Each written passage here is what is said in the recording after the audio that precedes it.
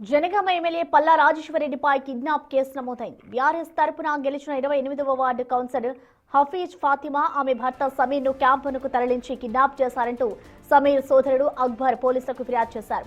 అయితే చైర్మన్ ఎన్నిక కోసం వచ్చిన ఫాతిమాను విచారణ పేరుతో పోలీసులు తీసుకెళ్లేందుకు ప్రయత్నించగా హైడ్రామా చోటు చేసుకుంది.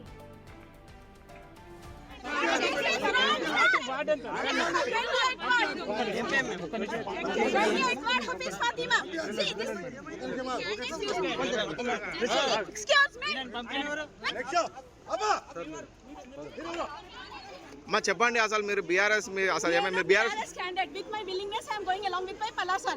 This is మిమ్మల్ని ఎవరైనా కిడ్నాప్ చేసిరా?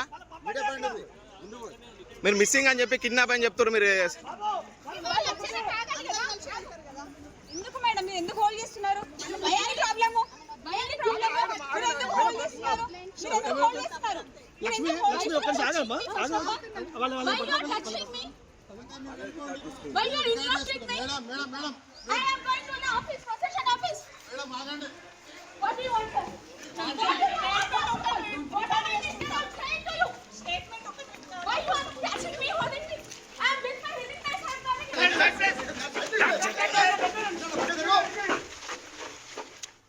మరోవైపు తాను కిడ్నాప్ కాలేదని కౌన్సిలర్ హఫీజ్ ఫాతిమా స్పష్టం చేసింది. స్వచ్ఛందంగానే పార్టీ నాయకులతో ఉన్నానని చెప్తూ పోలీసులతో వాగ్వాదానికి దిగింది. ఈ కిడ్నాప్ ఉదాంతాన్ని సాకుగా చూపి కాంగ్రెస్ ఎంపీ చామల కిరణ్ కుమార్ రెడ్డి ఎన్నికను వాయిదా వేయించారని బీఆర్ఎస్ శ్రేణులు మండిపడుతున్నాయి. పోలీసుల తీరుపై సర్వత్రా విమర్శలు వ్యక్తమవుతున్నాయి. ఎలక్షన్లో క్లియర్గా మేము గెలుస్తున్నామని తెలిసి ఎలక్షన్ మీటింగ్ దగ్గర నుంచి ఇప్పటిదాకా కూడా పోస్ట్ పోన్ చేసే ప్రయత్నం చేసిండ్రు. పోలీసు వాళ్ళతో ఇవాళ 10:30కు ఒక కేసు నా మీద రిజిస్టర్ చేయించిండ్రు. నేను వారిని వారి భర్తను కిడ్నాప్ చేసినని చెప్పి వారు ఎక్కడున్నారు, వారు ఇష్టపూర్వకంగా లేకపోతే ఎక్కడికి పోయినరు, వారు గెలిచిన తర్వాత వాళ్ళ పిల్లలకు బాగాలేకపోతే హాస్పిటల్లో జాయిన్ చేసి వారు వాళ్ళ కుటుంబంతో సాయాలు ఇక్కడికి వచ్చిండ్రు. వారి కుటుంబంతో వస్తే డీసీపీ వచ్చి హఫీజ్ ఫాతిమా మీద కేసు నమోదైందని చెప్పేసి ఒక గూండాగాడు కేసు పెట్టిండు.